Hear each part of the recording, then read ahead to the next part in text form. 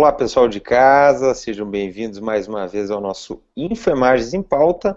Hoje trataremos do informativo número 563 do Superior Tribunal de Justiça. Temos aqui conosco os professores Flávio Borges e Felipe Cadete.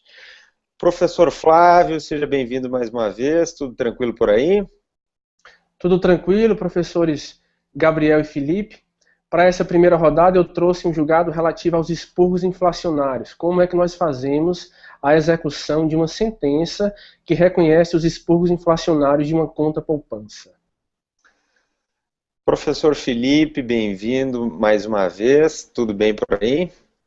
Tudo em paz, um prazer estar aqui de novo com vocês, junto com o pessoal de casa. Eu vou tratar de uma súmula sobre envio de cartão de crédito não autorizado pelo fornecedor e um julgado também sobre correção monetária relativo ao DPVAT, para saber qual é o termo inicial da correção da indenização. E eu, nessa primeira rodada, vou trazer um julgamento repetitivo da terceira sessão da STJ envolvendo direito penal, mais especificamente um crime que é bastante comum e está previsto no Código de Trânsito Brasileiro, do artigo 310, que é entregar um veículo para que alguém dirija sem habilitação para isso, ou em determinadas condições, como a gente vai ver. A dúvida é se é um crime de perigo abstrato ou exige a evidência de algum perigo de dano concreto. Eu lembro ao pessoal de casa que no nosso Infoimagens em Pauta, nós analisamos cada um dos julgados trazidos no informativo sob a sistemática de rodadas. Na primeira rodada, começamos com os mais importantes e assim sucessivamente iremos quantas rodadas forem necessárias para que nós terminemos a análise detida de cada um dos precedentes estampados neste informativo que analisaremos neste Infoimagens em Pauta. Então, passo a palavra para ti, Flávio. O julgado envolve cumprimento de sentença, processo civil. O que foi decidido pelo STJ? É isso, Gabriel. E a relevância desse julgado vem de dois elementos. Primeiro, ele foi decidido pela sistemática dos recursos repetitivos, lá do artigo 543C do Código de Processo Civil. E foi um recurso julgado pela segunda sessão do Superior Tribunal de Justiça, que reúne a terceira e a quarta turmas daquele tribunal. Na origem, cuidava-se de um processo de conhecimento cuja sentença reconheceu o direito da parte aos expurgos inflacionários relativos ao Plano Verão, pertinente a janeiro de 1989, exclusivamente quanto ao Plano Verão, janeiro de 1989. Nós sabemos que esses expurgos inflacionários decorrem daquela época da nossa economia bastante instável. Então eram sucessivos planos econômicos, Plano Verão, Plano Bresser, Plano Collor I, Plano Collor II, que geravam um certo tumulto no mercado financeiro e os bancos não repassaram para a remuneração das contas a correção monetária real decorrente daquelas modificações no sistema financeiro. Calculada a diferença, já temos índices reconhecidos pela jurisprudência, mas ainda assim remanescia uma controvérsia sobre a forma de executar uma sentença que reconhece, por exemplo, como no caso concreto, apenas os expurgos pertinentes ao Plano Verão de janeiro de 1989. No caso concreto, o que foi que o magistrado de primeiro grau fez? Ele permitiu a incidência nessa execução, nesse cumprimento de sentença, para ser tecnicamente mais preciso, de expurgos subsequentes, pertinentes a outros meses, aos meses, por exemplo, de abril e maio desse mesmo ano de 1989. E aí surgiu uma controvérsia. Essa incidência de expurgos subsequentes numa execução de sentença que reconhece apenas o expurgo de janeiro de 89, viola ou não viola a coisa julgada? O Superior Tribunal de Justiça, em acórdão relatado pelo ministro Luiz Felipe Salomão, procedeu a uma distinção muito didática. Ele levantou duas hipóteses, o relator do recurso. Primeiro, pode-se cogitar da incidência desses expurgos subsequentes, posteriores a janeiro de 89, mas levando-se em conta os valores presentes na conta poupança à época de cada índice que vai ser, cuja incidência vai se fazer. Essa é a primeira hipótese. Ou uma segunda hipótese em que se vai considerar esses expurgos inflacionários subsequentes mas tendo como base de cálculo o montante presente na conta poupança em janeiro de 1989. Ou seja, os expurgos incidem, os expurgos posteriores incidem, mas sobre uma base de cálculo pretérita e não sobre o montante presente quando da sua própria do mês em que ele deveria ter havido a sua pertinência de incidência. O que é que o STJ diz então? Nesse primeiro caso, há violação à coisa julgada, porque a sentença não garantiu múltiplos expurgos inflacionários. A sentença garantiu a incidência dos expurgos de janeiro de 89. No segundo caso, porém, não há violação à coisa julgada, porque esses expurgos subsequentes estão incidindo sobre uma base de cálculo reconhecida na sentença, e ela garante uma correção monetária verdadeira, que é o objetivo de resolver a controvérsia relativa a esse tema dos expurgos inflacionários. Então, o STJ fez essa distinção relativa a esses dois casos, expurgos que incidem sobre valores pertinentes ao próprio mês de incidência ou expurgos que incidem sobre um valor pretérito, tal como reconhecido na sentença. O primeiro caso, há violação da coisa julgada. No segundo caso, não há violação da coisa julgada, de modo que o Superior Tribunal de Justiça confirmou o procedimento executado pelo juízo de primeiro grau. Professor Gabriel. Perfeito, Flávio. Parece-me realmente que nesse julgado o relator foi extremamente técnico, além de didático, né, com os exemplos que ele trouxe no próprio voto dele, bem expostos aí por ti. O que estava em jogo é o respeito à coisa julgada, né? No primeiro caso, quando houve o expurgo reconhecido na sentença de janeiro de 89, expurgos posteriores poderão incidir a título de correção monetária, que nós sabemos que não é um plus, não acrescenta nada, sobre as diferenças da conta poupança daquele período, considerado expurgo. No entanto, o que o STJ barrou foi a tentativa de incluir no saldo das contas poupanças da parte autora outros expurgos no saldo da conta, que a jurisprudência até mesmo acolhe, mas que o título judicial não os acolheu e transitou em julgado. Então, uma distinção tênue para quem lê, o pessoal de casa às vezes leu o informativo e ficou com essa dúvida, mas a diferença está na observância da coisa julgada, que não é violada pela incidência de expurgos inflacionários subsequentes ali ao débito, mas que esses expurgos, na verdade, incidem sobre o débito reconhecido no título, e não sobre o saldo da poupança em outros períodos não trazidos na sentença transitada em julgado. Sobre a questão, um detalhe do relator, do voto, que eu achei bastante simples, o pessoal de casa compreender, é o seguinte: você tem que fazer uma diferença entre os depósitos, entre a data que o depósito foi feito. Em relação a um depósito que antecede o ajustamento da ação, a correção desse depósito ela vai se dar acompanhando os planos econômicos ou até que haja um saque. Mas, entretanto, seria uma violação da coisa julgada se você quisesse a correção de depósitos que você faz depois do ajustamento da ação. Eu acho que é algo que o relator, para mim, foi bem claro. Em relação aos depósitos subsequentes que você fez depois do ajustamento, você vai ter que se utilizar de ações próprias. Para o depósito que já existia quando você entrou, quando você ajuizou a ação, esse depósito ele vai ser corrigido pelos diferentes planos econômicos. Sobre a correção monetária, eu lembro o pessoal de casa que, além de um pedido implícito, ela é também uma hipótese de condenação implícita. Seria um efeito secundário da sentença. Bastante técnico, realmente, o relator.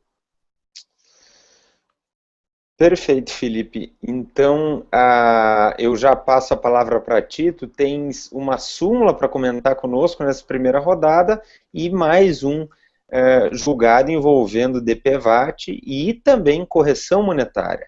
O que foi decidido, Felipe? Por qual que tu vai começar? Eu vou iniciar, Gabriel, pela súmula 532. Eu vou pedir licença ao pessoal de casa para lê-la, ela é bastante curta, a súmula.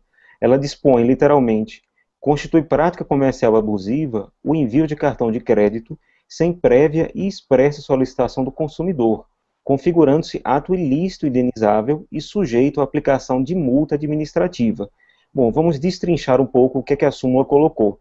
Ela não inova, ela realmente reitera um entendimento que já era pacífico no STJ, de que o envio de um cartão de crédito seja ele de crédito, de débito ou mesmo multifunção, que ele, no mesmo plástico ele tem a função crédito e a função débito, se você não teve uma prévia solicitação do consumidor, ele constitui um ato abusivo, que gera um dano moral. E além de gerar um dano moral, é também uma infração administrativa, sendo passível de multa, por PROCONs, enfim.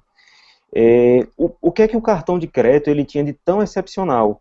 Porque ele todos nós sabemos que, segundo o artigo 39, inciso 3º do CDC, ele coloca que o fornecedor ele não pode enviar ou entregar um serviço ao consumidor sem solicitação prévia, seja de produto, seja de serviço. Isso é uma prática abusiva. Por que o cartão de crédito ele é tão especial? Porque ele vem bloqueado. Então, o que é que a administradora alegava? Ela alegava que ela dava tão somente uma mera oferta de um produto ou de um serviço. Ela não ofertava o produto e o serviço em si. E caberia ao consumidor, de acordo com as regras do Código Civil, aceitar ou não, desbloqueando ou não o cartão. Se ele não desbloqueasse o cartão, o serviço ou o produto não teria sido aceito. Essa tese dos consumidores ela caiu por terra. O STJ renegou. O argumento principal é que você deve observar a boa-fé contratual, o fornecedor deve observá-la não só no instante da fase contratual, ele deve observar a fase pré-contratual e a fase pós-contratual. E o STJ entendeu que essa boa-fé deve existir principalmente no momento da oferta. Independentemente de você efetuar o produto ou o serviço para o consumidor, isso já ocorre na contratação, mas a boa-fé deve ser observada também no momento prévio, no momento da mera oferta. Então isso não seria lícito, seria uma conduta abusiva. Um outro detalhe também que a súmula consagra é a hipótese de dano moral in re ipsa. O que é isso? É um dano moral presumido. O STJ, principalmente quando você tem violações a direitos da personalidade, ou violações a direitos de hipossuficientes, como é o caso do consumidor, ele vem entendendo que a prova do dano é dispensável. Basta que você comprove tão somente o ato ilícito para que você presuma a ocorrência do dano. O STJ cada vez mais vem alargando essas hipóteses e foi o que ele colocou no caso. Ele entendeu que a hipossuficiência do consumidor era suficiente a justificar esse dano moral, essa violação. Bastante pertinente também é citar o enunciado 25 da primeira jornada de direito civil do CJF, onde ele coloca expressamente que o princípio da boa-fé se aplica na fase pré-contratual e na fase pós-contratual. Em relação à questão da multa, não há grandes controvérsias, porque o fato gerador ele é tanto producente de um ilícito civil como de um ilícito administrativo. E, por fim, com base nas súmulas 297 e na súmula 283 do STJ, não há dúvida que a operadora de cartão de crédito é uma instituição financeira e, portanto, ela subsume-se aos postulados do CDC, ou seja, ela pratica uma relação de consumo. Em termos gerais, o comentário da súmula que eu posso fazer é esse. Existe algum comentário por parte de vocês? Felipe, eu lembro também que muita coisa acontecia nesse processo de envio do cartão ao consumidor. Então, além do transtorno e do aborrecimento, de abrir a correspondência, de ver um cartão que tu não solicitou, o teu nome estava veiculado no cartão e muitas correspondências eram extraviadas, interceptadas e pessoas se utilizavam num cartão que tu sequer tinha autorizado o envio e por vezes faziam compras no teu nome, conseguindo fazer um desbloqueio por falha do próprio sistema do fornecedor e também do sistema de entrega de correspondências pelo correio. Então, na verdade, o consumidor se via num transtorno de abrir a correspondência e também com um risco que muitas vezes se concretizou de alguém interceptar aquela correspondência, usar um cartão que ele sequer tinha solicitado, né? E hoje depois da súmula do STJ, uma situação que antes era tão frequente, mas que agora realmente acabou, né? O STJ conseguiu, a partir da súmula, acabar com uma prática que era bastante recorrente, né? E muita gente recebeu o cartão, se conseguiu guardar a prova, é uma ação ganha, né? Basta ingressar com a ação, como tu bem colocou, é caso de dano moral em re ipsa. Na verdade, hoje a gente vê que a grande maioria das situações de dano moral reconhecidas pela jurisprudência são em re ipsa, ou seja, não precisa ser demonstrado o tamanho da aflição e da dor que tu sofreu, do abalo psíquico por conta daquela conduta. Ela já é presumida diante da própria situação. Ela é presumida, só pegando essa questão do dano in re ipsa, porque é algo de difícil demonstração. É praticamente impossível demonstrar a existência de um sofrimento, que é algo que pertence à psique de alguém e que não pode ser produzido de modo documental. Por isso é que a solução do STJ é razoável, porque presume, diante de uma conduta ilícita, a existência de um sofrimento apto a ser reparado por uma indenização moral. Perfeito. Eu passo então a apreciar a segunda matéria, objeto de comentário, o primeiro julgado, que foi um colocado sobre a sistemática de recursos repetitivos, que versa sobre a correção monetária no DPVAT. A tese que restou vitoriosa no julgado foi a seguinte: a incidência de atualização monetária em indenizações por morte ou invalidez no seguro DPVAT, prevista no parágrafo 7º do artigo 5º da lei do DPVAT, opera-se desde a data do evento danoso. Pode parecer simples essa conclusão, mas ela envolve uma temática de fundo bastante complexa. Para que o pessoal de casa tenha noção do que ocorreu, no ano de 2006 foi editada a medida provisória, que foi convertida na Lei 11.482 de 2007. E essa lei ela fez uma importante modificação na matéria do DPVAT. Ela desindexou, repito, ela tirou do indexador da indenização do DPVAT o salário mínimo e começou a prever no lugar valores fixos de indenização. Para que o pessoal de casa tenha noção, hoje o valor de indenização é de R$ 13.500, quando você tem morte ou invalidez permanente, até 13.500, quando você tem invalidez permanente, porque ela pode ser dada em graus, e por ressarcimento de despesas médicas, hospitalares, até R$ 2.700. Esses valores eles foram colocados em 2006. E o que é que se coloca? A lei ela não previu para esses valores fixos nenhum critério de correção monetária. Então surgiu a seguinte discussão: a lei, ao não prever um critério de correção monetária, teria incorrido numa lacuna normativa, que seria uma lacuna normativa aparente, que o legislador, se utilizando do artigo 4º da Lei de Introdução às Normas, poderia suprir, através de analogia, princípios gerais de direito, ou seria um silêncio eloquente do legislador? O legislador fez questão de não colocar um índice de correção monetária. Bom, dentre essas duas questões, o relator do julgado, ele apreciou um ADIM que o STF julgou sobre o DPVAT, com efeitos vinculantes e erga omnes, onde o STF expressamente se posicionou por acolher a tese de que não haveria um direito subjetivo à correção desses valores fixos colocados pela lei. O legislador, buscando o equilíbrio do sistema DPVAT e buscando também desindexar os valores de indenização do salário mínimo, o que ocorreria uma inconstitucionalidade, segundo o artigo 7º, inciso 4º da Constituição, que proíbe a adoção do salário mínimo como indexador para quaisquer fins, ele promoveu essa desindexação e colocou valores fixos. Mas qual é o grande problema? Seja o acidente, imagine um acidente que ocorreu no ano de 2006, no final do ano de 2006, ou um acidente que ocorreu no final do ano de 2012, eles seriam se houve morte, eles seriam indenizados com o mesmo valor. E o que é que as partes colocavam? As partes colocavam que isso não era justo. Por quê? Porque teria ocorrido inflação no período. Então, o valor a ser indenizado, um valor real dele seria menor. Bom, o relator rechaçou essa tese, ele entendeu que não é possível você fazer a correção monetária desde que a lei foi editada, desde que você teve essa medida provisória que fixou esses valores fixos. A correção monetária, ela deve existir a partir do evento danoso, a partir do acidente automobilístico.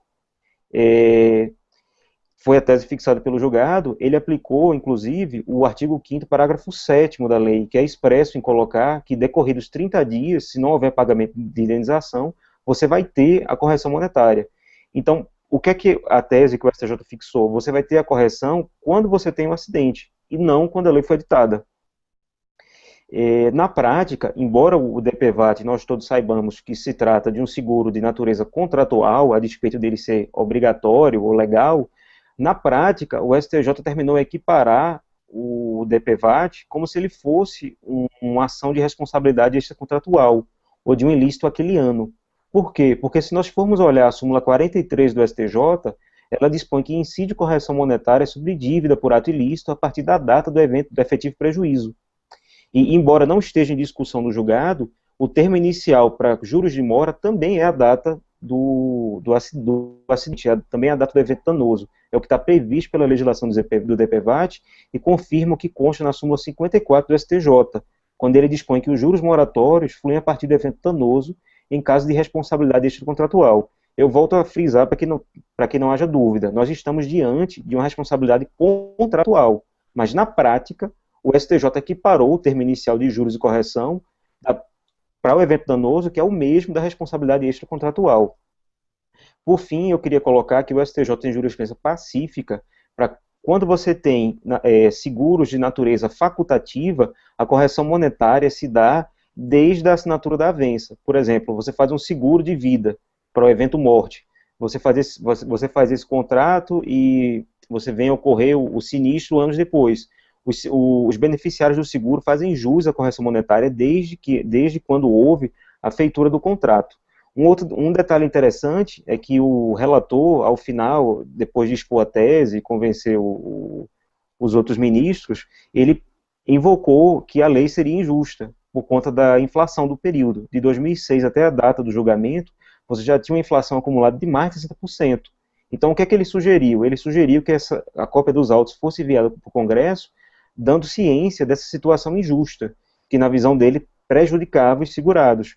Em termos de teoria geral do direito, é bem interessante, porque essa posição do relator, ela demonstra um pouco da heteronomia do direito, e daquele brocardo latino, dura lex, sed lex. Mesmo que a lei seja dura, mesmo que a lei seja injusta, ela continua sendo a lei e deve ser aplicada. Na minha opinião, o relator ele procedeu sem nenhum erro, de forma bastante técnica e perfeita. Felipe, esse julgado, embora pareça bem específico de DPVAT, ele cuida de uma problemática extremamente ampla, que seria um direito subjetivo a corrigir monetariamente um valor definido pelo legislador.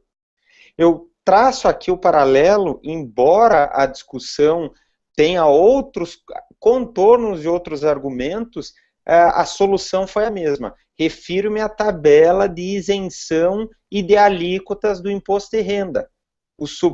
A lei definiu valores fixos e o que os contribuintes queriam? Atualizar monetariamente o argumento de que a mera correção do valor definido pelo legislador não representaria um plus, mas a linha amplamente predominante é de que isso não é direito do contribuinte. Na verdade, o legislador define um valor e não há um direito subjetivo à correção daquele valor definido pelo legislador. Em resumo, o legislador tem uma opção política em fixar um valor e determinar ou não a sua correção a partir da edição da lei. O que eu achei interessante é que as seguradoras, elas queriam nesse caso aqui, o reconhecimento de que o valor da indenização não precisaria ser corrigido.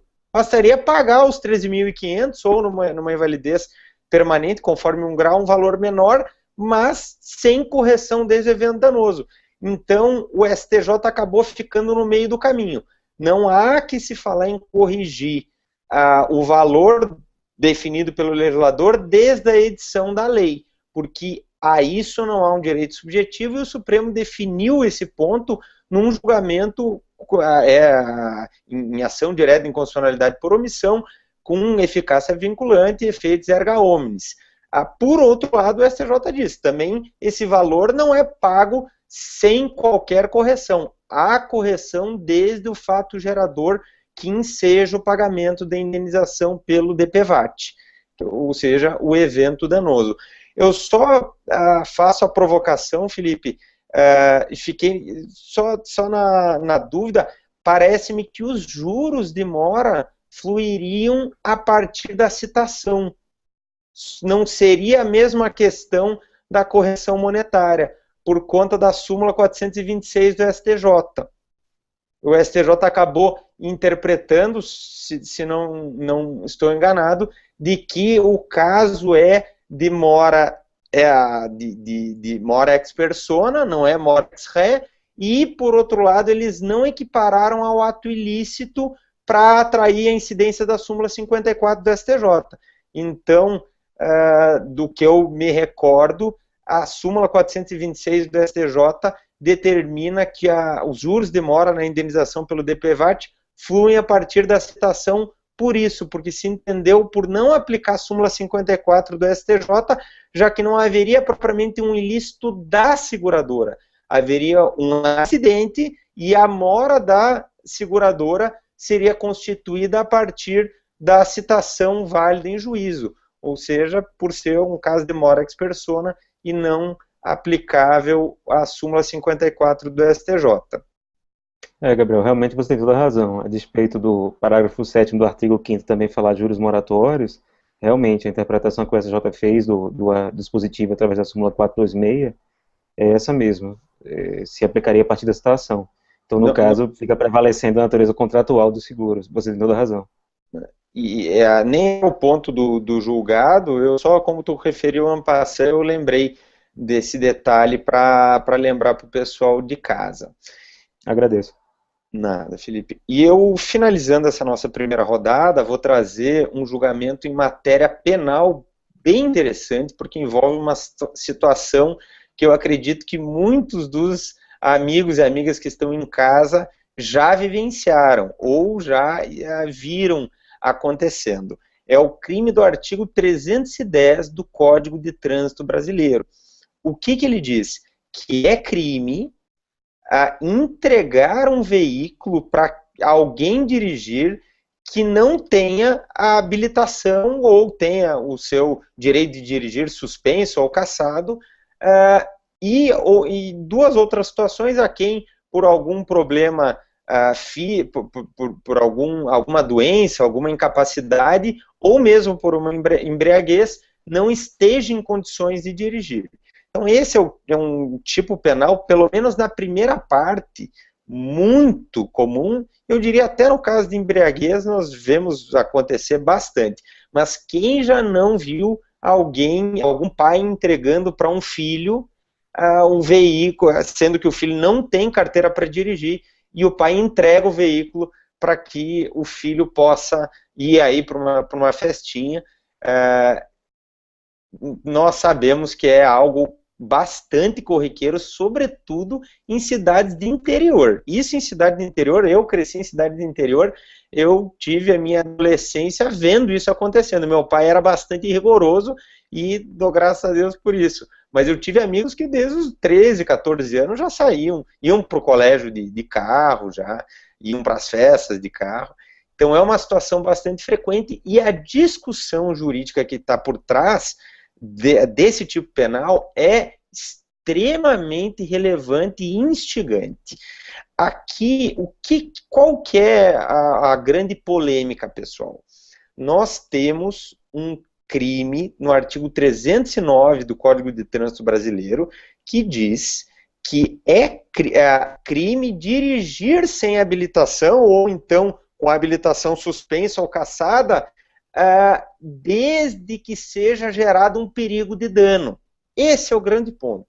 O artigo 309 diz, não basta eu dirigir sem habilitação para cometer um crime. Eu tenho que dirigir sem habilitação ou com habilitação cessada ou cassada, gerando um perigo de dano.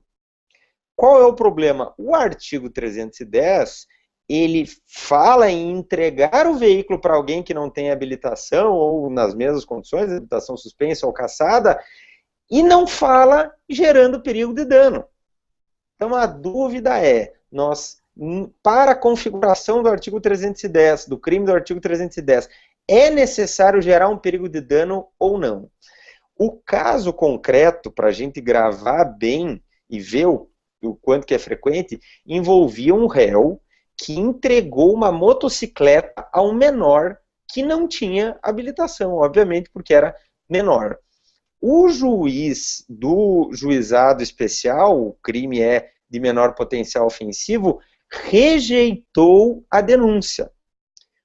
O Ministério Público apelou e a turma recursal dos juizados deu provimento para que a ação penal fosse processada.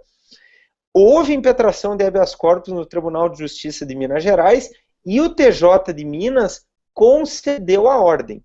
Daí sobreveio o recurso especial do Ministério Público de Minas Gerais, que foi analisado pelo STJ sob a sistemática dos recursos especiais repetitivos, ou seja, um julgamento pacificador no âmbito do STJ. O que eu chamo a atenção primeiro, pessoal, para a gente relembrar? Temas processuais que cansam de cair em provas e concursos e que vale a pena a gente lembrar. Houve a rejeição da denúncia e a apelação. Por quê? Porque era ação de juizados especiais. Isso cansa de cair em prova objetiva. O recurso contra uma decisão que rejeita a denúncia no processo penal comum, lá no CPP, é o recurso em sentido estrito. Já no caso do juizado especial, é o recurso de apelação, uma peculiaridade do rito dos juizados especiais aí em matéria criminal. Então, foi interposta a apelação por isso. E eu chamo a atenção também aqui a outro ponto. Da decisão da turma recursal que deu provimento à apelação do Ministério Público, houve impetração de habeas corpus no Tribunal de Justiça. E o que para alguns soa estranho. Aqui eu lembro, o Supremo Tribunal Federal tinha uma súmula, a súmula 690, dizendo que contra decisões, acórdãos de turmas recursais em matéria criminal, o habeas corpus seria de competência originária do Supremo Tribunal Federal.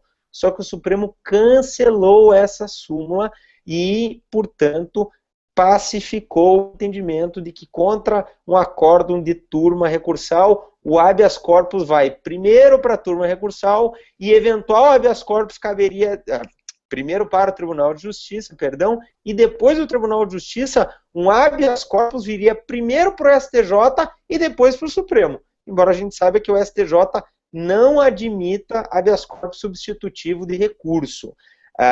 Mas muitos habeas corpus são impetrados porque o STJ acaba, por vezes, concedendo a ordem de ofício. Então, são pontos processuais bastante corriqueiros, comuns, e que são, exatamente por isso, e até porque envolveram uma grande polêmica jurisprudencial, cobrados ainda hoje nas provas de concurso.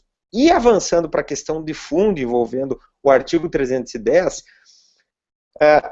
eu começo lembrando de uma súmula do Supremo Tribunal Federal, súmula 720 do STF. O que diz essa súmula? O crime do artigo 309, que é aquele de dirigir sem habilitação, sem poder dirigir, sem estar habilitado para isso, derrogou a contravenção penal do artigo 32 do Decreto-Lei 3.688 de 41, Lei de Contravenções Penais. Por quê? Porque o artigo 309 do Código de Trânsito exige perigo de dano, e o Supremo deixou claro, o artigo 309 exige perigo de dano, e o artigo 32 da Lei de Contravenções Penais, que previa o mesmo crime, a mesma infração penal, só que sem necessidade de perigo de dano, foi derrogado. Havia uma discussão se seria possível enquadrar o fato de alguém dirigir sem habilitação, sem gerar perigo de dano, como mera contravenção penal. Haveria uma desclassificação quando não houvesse perigo de dano. E o Supremo disse, não é caso de desclassificação porque houve revogação tácita. Foi derrogado o tipo do artigo 32 da Lei de Contravenções Penais. Então é ponto incontroverso que o crime do artigo 309 de dirigir sem habilitação exige perigo de dano. E aí o contrassenso, aí a grande polêmica. Como que nós vamos dizer no caso do artigo 310, que era o objeto central aqui do julgado, que é entregar o veículo para alguém dirigir sem habilitação, como que a gente pode dizer que nessa hipótese não precisaria de um perigo de dano? Se a própria pessoa dirigisse, teria que ter perigo de dano, se ela não fosse habilitada. Mas entregar para alguém que não tem habilitação, não precisa, segundo a visão que nós vamos ver, que foi a que prevaleceu no STJ, não precisaria de perigo de dano. Tema altamente polêmico, o STJ fez o seguinte raciocínio. O artigo 309 prevê o tipo penal, o legislador exigiu a geração do perigo de dano, gerando perigo de dano. Ou seja, ali não há dúvida de que tem que ter um dano concretamente, um perigo de dano concretamente gerado. Já no artigo 311, que vem na sequência, nós temos ali também um tipo que é trafegar em velocidade incompatível em algumas condições que o código arrola nesse tipo do 311, também com indicação, gerando perigo de dano. E o artigo 310, que ficou no meio dos dois tipos, não exigiu perigo de dano. Então o STJ disse, foi uma opção política do legislador clara, em não exigir um perigo concreto de dano. Por outro lado, o artigo 310, e isso que o STJ disse é irrefutável, ele traz condutas que não se confundem exatamente com o 309. De fato, no 310, nós temos entregar o veículo a quem não tem habilitação ou esteja com a habilitação suspensa ou cassada. Mas, além dessas condutas, também é crime do 310 entregar o automóvel para, além de quem não tem habilitação, também para quem, em razão de algum problema de saúde, físico ou mental, diz a lei, ou então de embriaguez, não esteja em condições de dirigir. Essas duas situações não foram colocadas no 309. Então o STJ disse, olha, o paralelo com o 309 já fica meio capenga por isso. E, indo mais além, o STJ deixou claro, então, que não se exige perigo de dano concreto, ou seja, é crime de perigo de dano abstrato, chamado de crime de perigo abstrato, que é algo absolutamente polêmico na doutrina, muita doutrina dizendo que é inconstitucional, mas a jurisprudência, inclusive do Supremo Tribunal Federal, até hoje, entende que não são inconstitucionais os inúmeros tipos penais que nós temos de crimes de perigo abstrato. E foi o que a STJ disse, aqui nós temos um crime de perigo abstrato. Eu só esclareço aqui, para que alguns também, quando virem eventualmente essa expressão, não cause estranheza, o relator, apesar de ter dito em várias passagens, e outros votos também ter referido crime de perigo abstrato, o relator disse, ou então seria um crime de perigo abstrato concreto. Ele mesmo não entrou muito no conceito, que é um conceito que muitas vezes não é explorado. Mas o que ele queria dizer com isso? Crime de perigo abstrato concreto. Ele queria dizer que não é a mera conduta, que é só o fato de entregar que já representaria o crime. Ele disse assim, tem que haver um perigo ainda que geral à segurança do tráfego. E aí ele coloca um exemplo que nos ajuda a gravar bem. Um empregador que lá numa zona rural e sem qualquer tráfego de veículo, numa fazenda, dirigia ali uma caminhonete para colocar material na caçamba e acaba entregando a chave para um funcionário só fazer uma manobra para ajeitar melhor para colocar esse material e o funcionário não tem habilitação para isso. Ali não houve qualquer risco de dano e de perigo de dano à segurança viária, à segurança no tráfego. Então aí o relator vai dizer, não basta a mera conduta, numa situação como essa não há nem de maneira geral qualquer produção de perigo. Daí que para ele nessas situações faltaria tipicidade material. Nós poderíamos resolver essa situação com a insignificância também, ou com a tipicidade na linha da tipicidade conglobante, né? Mas, em suma, aqui o STJ deixou claro, o crime do artigo 310 não precisa demonstração de perigo de dano concreto. A crítica que eu faço para finalizar, e já me estendi mais do que gostaria, é de que, para mim, caberia uma interpretação conforme ao 310, para que naquela situação do 309, isso por uma questão de isonomia, ou seja, só o fato de entregar o veículo automotor à pessoa inabilitada, ou então com permissão cassada ou suspensa, neste caso específico, para manter uma coerência com o 309, deveria haver demonstração do perigo de dano, de um perigo concreto de dano.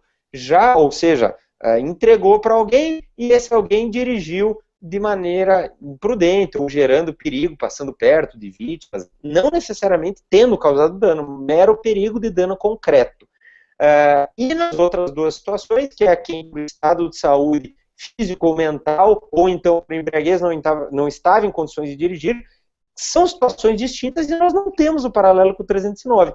Nessas duas situações, para mim, seria possível reconhecer, porque são condutas que dá para nós seccionarmos no tipo penal. Nesses dois casos, seria autenticamente um crime de perigo de dano abstrato. Não foi, no entanto, o STJ nem cogitou de tese como essa, e simplesmente disse que o 310 é crime de perigo abstrato. Bom, polêmicas à parte, Gabriel, me parece que o STJ fez aplicar aqui algo que nós já temos comentado nesses nossos vídeos informativos. O STJ trabalha com o princípio da legalidade estrita e faz a análise da própria redação do tipo penal, para, a partir dessa redação do tipo penal, extrair as conclusões jurídicas penais pertinentes. Então, o direito penal tem muito forte o princípio da legalidade, tal como o direito tributário também. E o aluno Imagens deve ter isso em mente. Todo o direito penal tem como premissa fundamental esse princípio da legalidade estrita, em relação ao qual todas as demais conclusões serão tomadas. Então, é da análise da redação do tipo que se faz o enquadramento nos diversos institutos. Essa aparente contradição na interpretação dos tipos penais se explica por isso, pela redação que o legislador, de acordo com sua legítima discricionariedade, optou por fazer. Perfeito, então finalizamos com isso, meus caros, a nossa primeira rodada desse InfoImagens em Pauta, hoje com o informativo 563 do STJ. Convidamos vocês aí de casa a continuar conosco aqui, na sequência viremos com outros julgamentos bastante importantes na nossa segunda rodada. Até logo mais.